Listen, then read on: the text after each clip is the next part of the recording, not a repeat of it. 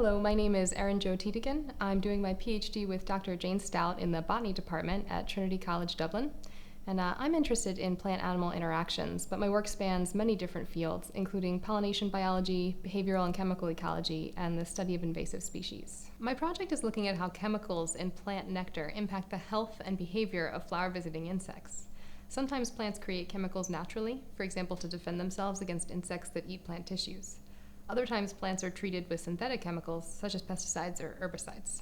Both natural and synthetic chemicals can end up in the nectar of plants and can be toxic or deterrent to insects that use nectar as a food source. A plant that has naturally occurring toxins in its nectar is Rhododendron ponticum. Rhododendron is invasive in Ireland and the UK, and it contains a neurotoxin in its tissues, including its nectar. We're looking at the different impacts of this neurotoxin on the mortality and behavior of the insects that visit rhododendron.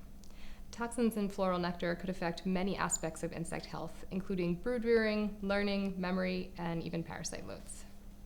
A lot of our work uses an insect native to Ireland, the buff-tailed bumblebee, as a model system.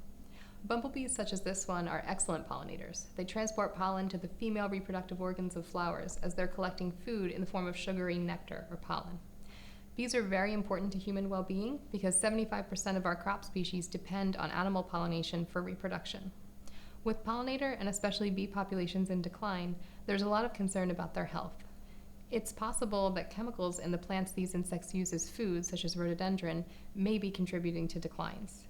And the fundamental goal of my project is to understand how toxins in the nectar of invasive rhododendron are interacting with native insect species here in Ireland. Much of my work on the buff-tailed bumblebee takes place in the bee room at Trinity College.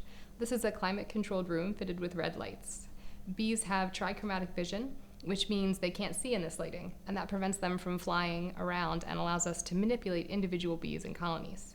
We design and carry out assays testing the effects of plant chemicals on different aspects of bee health here. Whether natural or synthetic, whenever a chemical is found in the food of pollinators like bumblebees, it's important to understand the implications for the health of these organisms. The total annual economic value of pollination has been estimated to be around €153 billion globally. Hopefully, my project will help us to understand how to better manage the health of our valuable pollinators.